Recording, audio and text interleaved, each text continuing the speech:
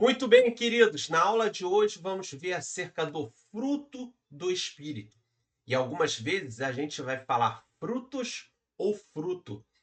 Paulo, quando fala aos crentes da Galácia, ele vai usar o termo no singular, fruto do Espírito, como se fosse uma tangerina que tem os seus gomos, que são compostos por 9 elementos que compõem o fruto do Espírito. Algumas vezes vamos ver passagens que falam de frutos. A grande questão é que aquele que é nascido de novo, aquele que foi regenerado pela obra do Espírito Santo no seu coração, ele apresenta o fruto ou todos os frutos, porque é a prova real de um coração transformado.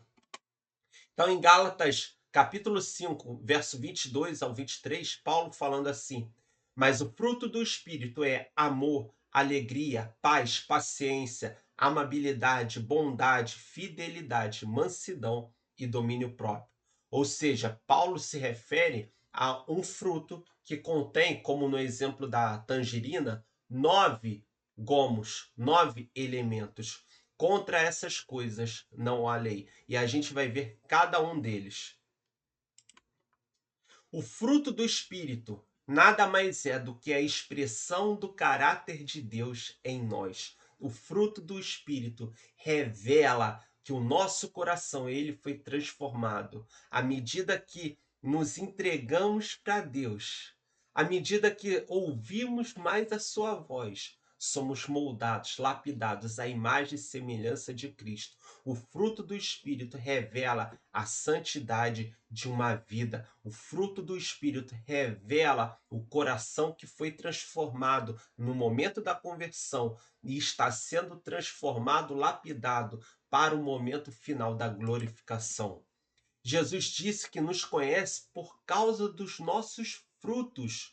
Para cultivar o fruto do Espírito, é possível focar primeiramente no amor e no domínio próprio, porque são os dois elementos que eu considero mais essenciais, porque todos os frutos derivam do amor e também todos os frutos vão derivar do domínio próprio, que são o primeiro e o último item da lista lá de Gálatas 5. Todos os aspectos do fruto se baseiam no amor e são também uma fonte de amor, mas o domínio próprio é o que nos mantém no lugar. Seguir a Jesus significa necessariamente abrir mão dos desejos da nossa carne e caminhar pelo terreno fértil onde o Espírito Santo fará germinar em nós o fruto do Espírito.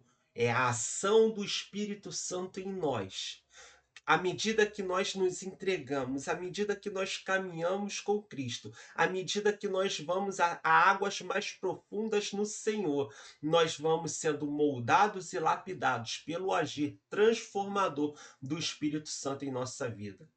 E isso se dá no momento da conversão e vai se intensificando a partir dessa segunda etapa do caminhar da jornada de vida cristã, que é a santificação.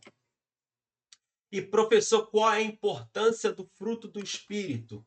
O fruto do Espírito, ou os frutos do Espírito, não há que se apegar à nomenclatura, se é no singular ou no plural. Uma hora, Paulo vai usar do elemento de um fruto que contém 9 gomos, como no caso da tangerina, e outro momento nós vamos ter uma árvore que produz os seus frutos.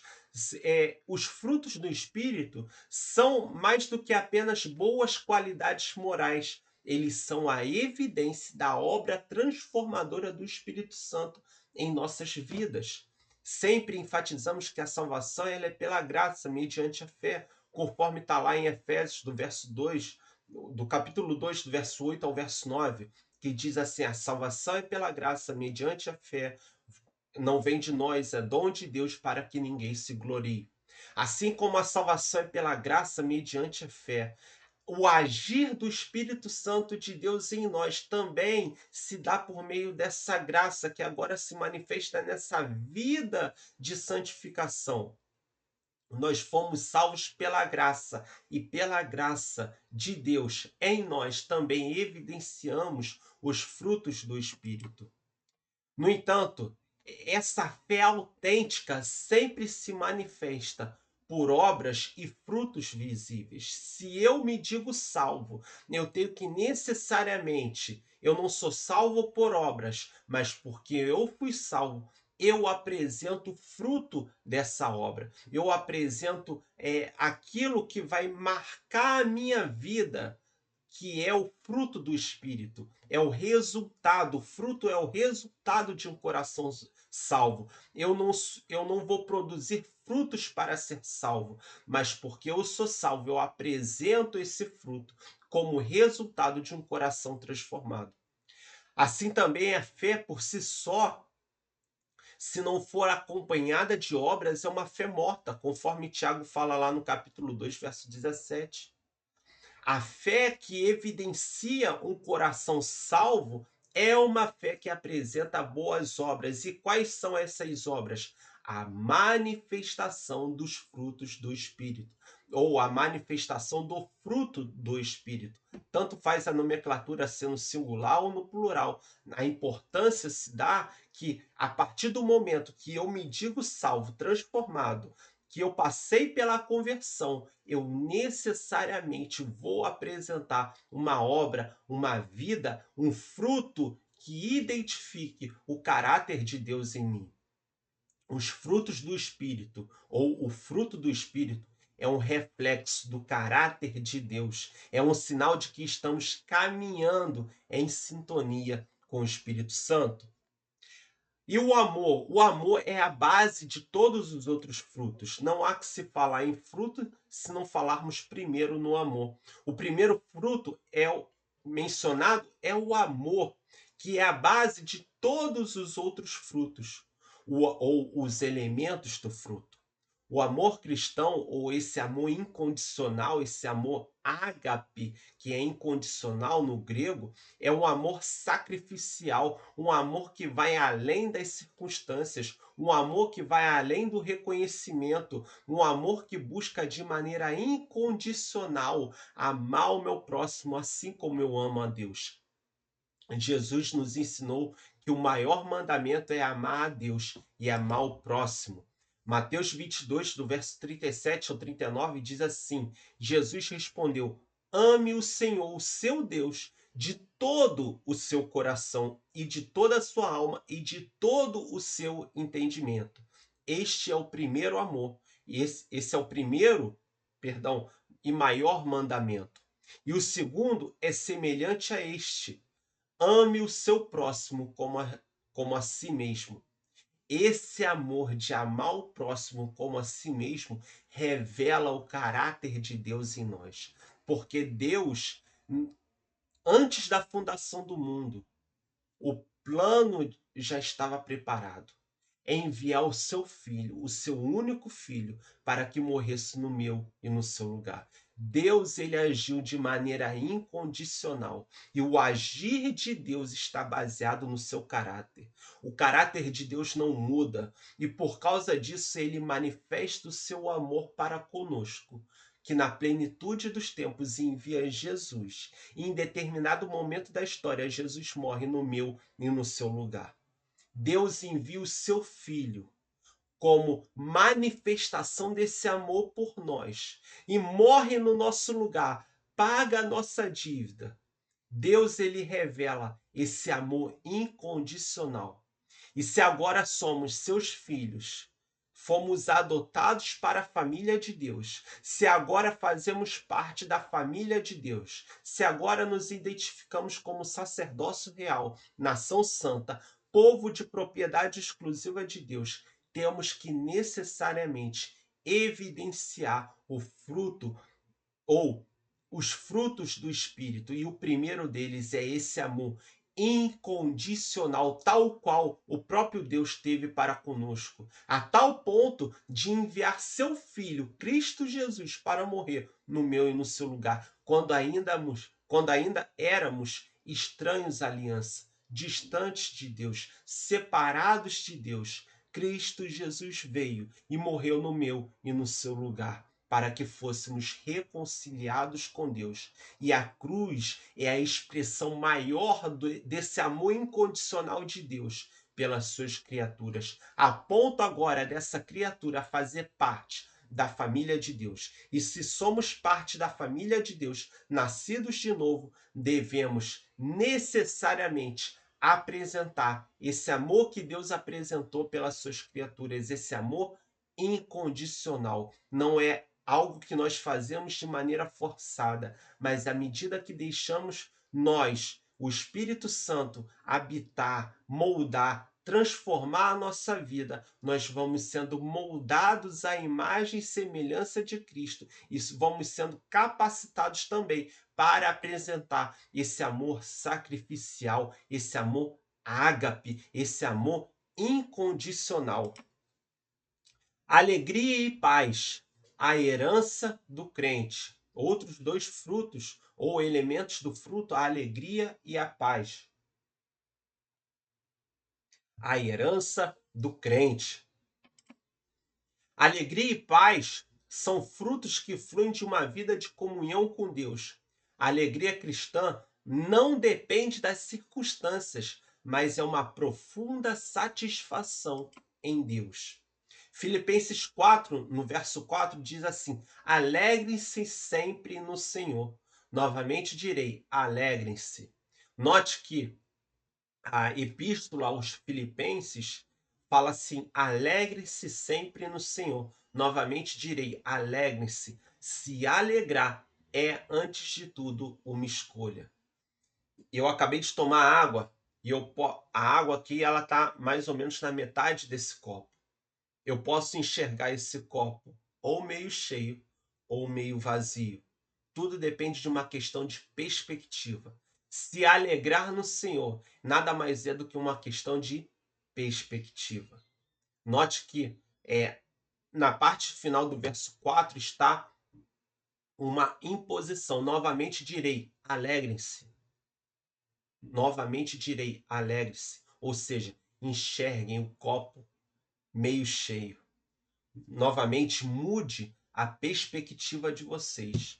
Ainda que o dia seja mau, ainda que a tempestade esteja severa, ainda que o deserto esteja escaldante, novamente direi: alegrem-se, porque a alegria do Senhor não está baseada em circunstâncias. A alegria do Senhor está baseada no fato que, se Deus é por nós, quem será contra nós? A alegria do Senhor está baseada na obra primeira que ele fez ao meu e a seu favor, que é colocar o Espírito Santo dentro de nós como penhor da nossa herança. Da mesma forma, a paz de Cristo é uma paz que excede todo entendimento. Falamos acerca da alegria, agora acerca da paz. Essa paz que excede todo entendimento. Não é uma paz que se dá quando tudo vai bem. Não é uma paz que se dá quando as contas estão pagas ou quando a saúde está boa. Mas é uma paz que vai além das circunstâncias. É uma paz que está além do dia mal. É uma paz que está além do deserto. É um estado de paz que eu me deleito no Senhor e eu sei que Ele está a meu favor, que apesar das lutas, Ele luta por mim, que apesar do dia mal, Ele está por mim e eu posso descansar e entrar nessa paz, que é essa paz que excede todo entendimento. Ainda em Filipenses capítulo 4, nos versos adiante, no verso 7, diz assim: e a paz de Deus, que excede todo o entendimento, guardará os seus corações e as suas mentes em Cristo Jesus. É uma tranquilidade de espírito que vem da confiança na soberania de Deus, que nada fugiu do controle de Deus, que Deus não foi pego de surpresa, mas eu descanso na soberania dele, que ele tudo vê, que nada fugiu do seu controle, que Deus não foi pego de surpresa, que o dia mal que eu e você possamos estar passando não deixou Deus de mãos atadas, não é Deus não foi, meu Deus, ele não olha para a nossa circunstância e pensa assim: nossa, e agora isso fugiu do meu controle? Não. Os céus não estão em crise. Deus está trabalhando e nós cremos em milagre. Ah, Deus ele é soberano. Ainda que nós possamos no dia mal achar que as coisas vão de acordo com esse dia mal, Apesar de no dia mal, no deserto, no vale, na circunstância oposta, nós possamos até pensar que aquilo vai consumir a gente, nada disso pegou Deus de surpresa. Por pior que seja a sua situação, esse dia mal não pegou Deus de surpresa. Ele é soberano. Os céus não estão em crise. Deus está trabalhando e nós continuamos crendo em milagres. E esta paz de confiar na soberania de Deus é a paz que excede todo o entendimento. E essa paz que excede todo entendimento, ela começa dentro de nós e é alimentada pela certeza de fé que Deus não nos abandonou. E é a promessa do próprio Senhor Jesus que estaria conosco até a consumação dos séculos. Ele não falou a nós que nós não passaríamos por dores e sofrimentos, mas ele falou que estaria conosco até a consumação dos séculos. No dia mau nós podemos enxergar Jesus. No dia terrível nós podemos enxergar Jesus. No dia que tudo parece que vai desandar, nós podemos enxergar Jesus, porque ele mesmo falou que estaria conosco. E essa paz que excede todo entendimento, do grego é chamada de shalom, uma paz de dentro para fora. Uma paz que começa dentro do nosso coração, porque sabemos que sabemos que sabemos. Há uma convicção interior de que a palavra de Deus não muda, de que o dia mal vai passar, de que o milagre chegará. Essa paz que excede todo entendimento, ainda que esteja conturbado todas as coisas do lado de fora. Eu creio porque creio e eu descanso nessa crença. E essa paz que começa aqui dentro, ela vai tomar proporções e vai atingir o lado de fora. Outros frutos do Espírito também: paciência, amabilidade, bondade, que vão transformar os nossos relacionamentos.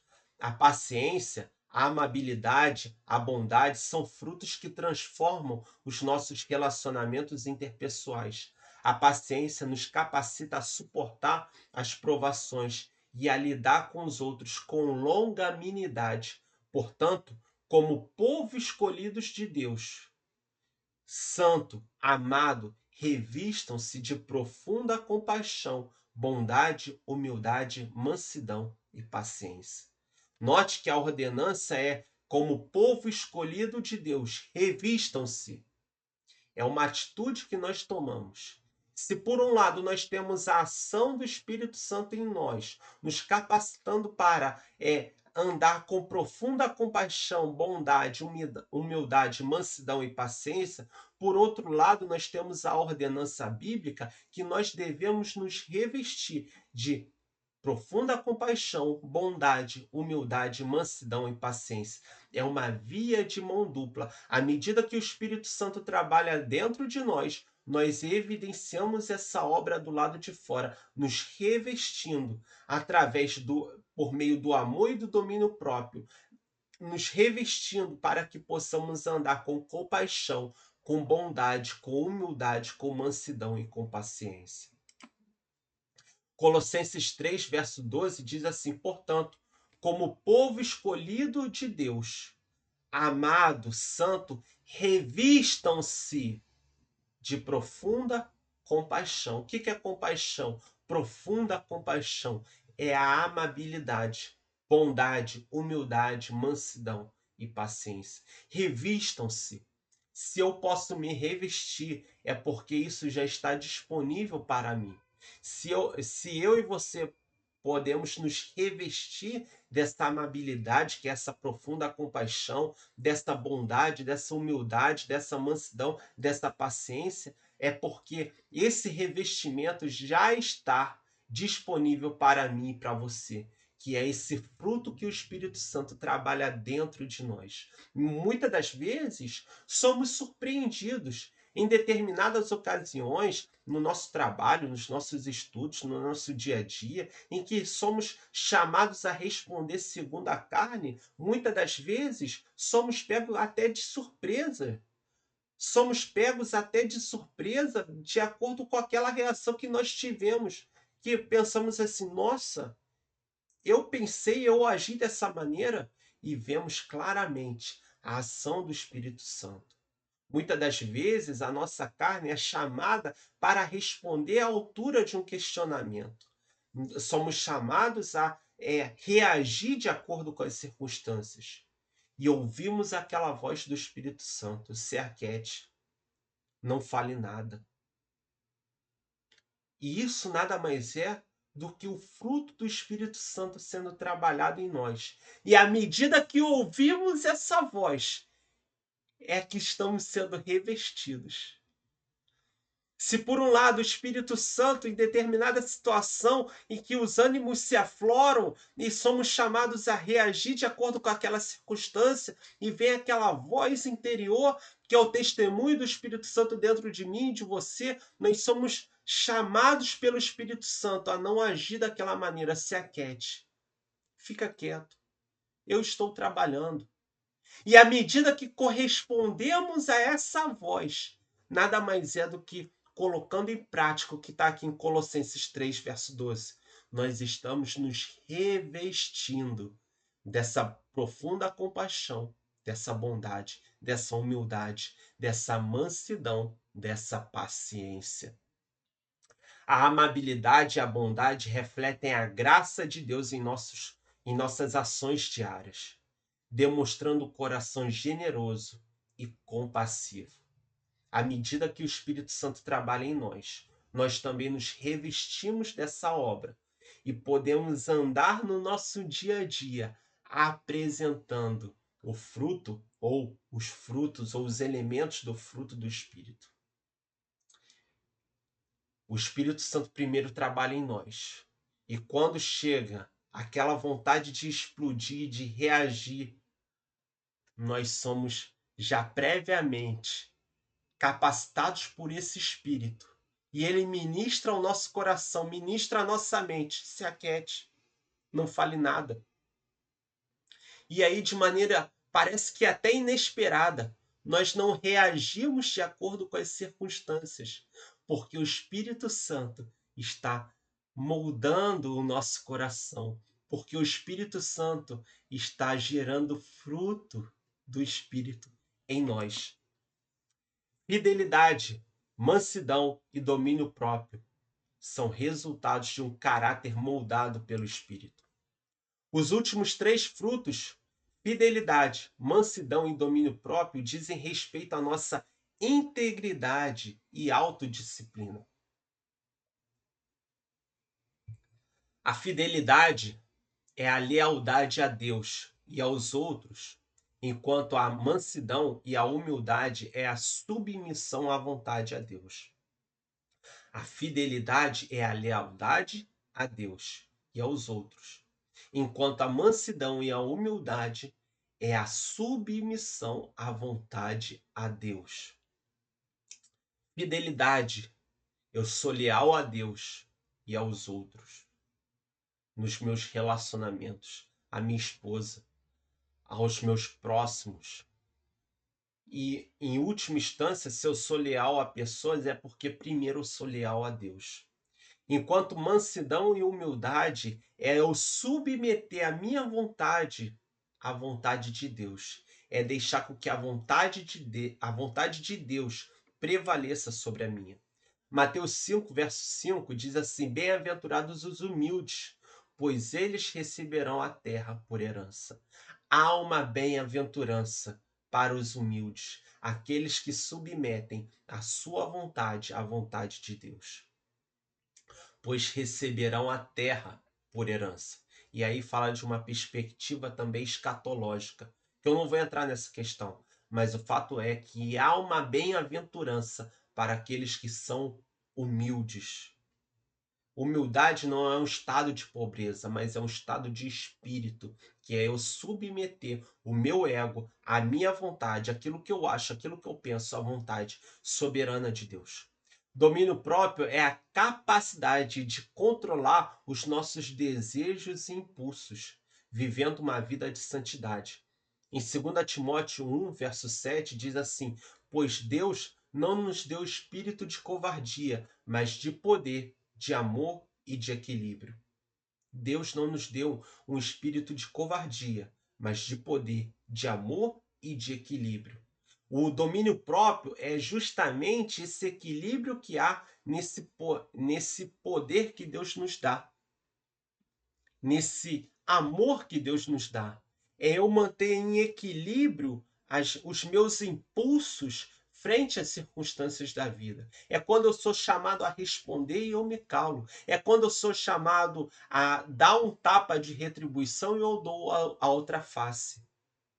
Note que Paulo, falando a Timóteo, fala que pois Deus não nos deu um espírito de covardia. Não nos deu um espírito para nós ficarmos acuados, mas de poder. Nós recebemos um poder no novo nascimento. Nós recebemos o amor de Deus, mas também nos deu um espírito de equilíbrio. E esse equilíbrio está relacionado ao domínio próprio, a entender que, embora eu não seja um covarde, eu sou chamado a anunciar a palavra de Deus. Embora eu não tenha um espírito de covardia no sentido de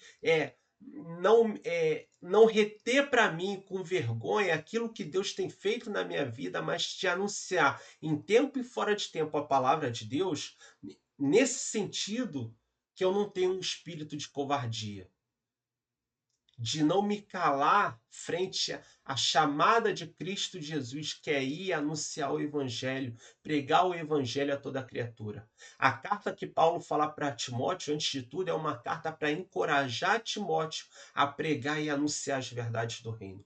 Por isso que Paulo fala que Deus não nos deu um espírito de covardia, no sentido de não nos calarmos frente à proclamação do Evangelho a toda criatura, mas de poder e de amor, e também de equilíbrio. Esse equilíbrio está intimamente relacionado ao domínio próprio, que muitas das vezes eu e você seremos chamados a reagir de acordo com as circunstâncias. Muitas das vezes eu e você seremos chamados a não dar outra face, a não caminhar a segunda milha, mas por causa da ação do Espírito Santo em nós, nós podemos agir de acordo com essa ação do Espírito Santo, a nos calarmos, a dar outra face, a caminhar a segunda milha, a não fazer o que a carne nos cobra, porque somos capacitados pelo alto.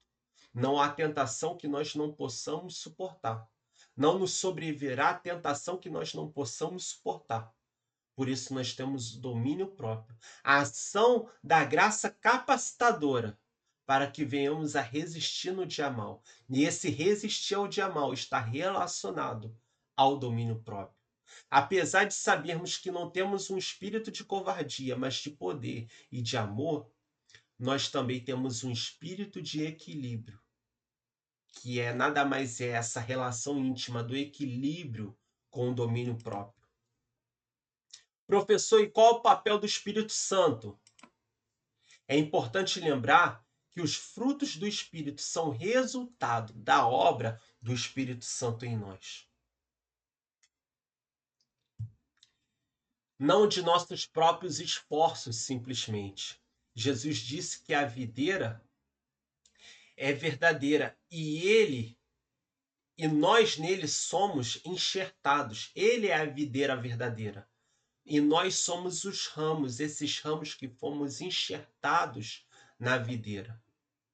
Então, se nós produzimos frutos ou fruto, é porque estamos enxertados nele. É porque fomos colocados nele. Ele é a videira verdadeira. E se estamos produzindo algum fruto, se estamos produzindo frutos do Espírito, é porque estamos enxertados nele. A obra é dele em nós. Não é de um mero esforço nosso, não é de uma mera disciplina nossa. Porque pessoas em diversas outras religiões do mundo, por um autocontrole, por uma prática de meditação, por um exercício próprio da sua própria consciência, pode até em determinado momento produzir frutos iguais. mas não é igual no sentido de quem produz dentro do ser humano.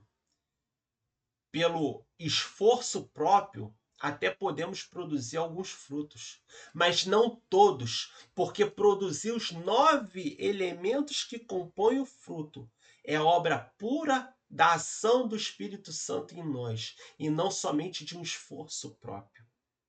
Se nós produzimos os 9 elementos que compõem o fruto, conforme Paulo fala lá aos Gálatas, no capítulo 5, do verso 22 ao 23, se nós produzimos esses 9 elementos que compõem o fruto, é porque estamos enxertados na videira verdadeira, que é, sim, Cristo Jesus. E por causa dele, nós recebemos a capacitação, essa graça transformadora de produzir fruto, o fruto do Espírito.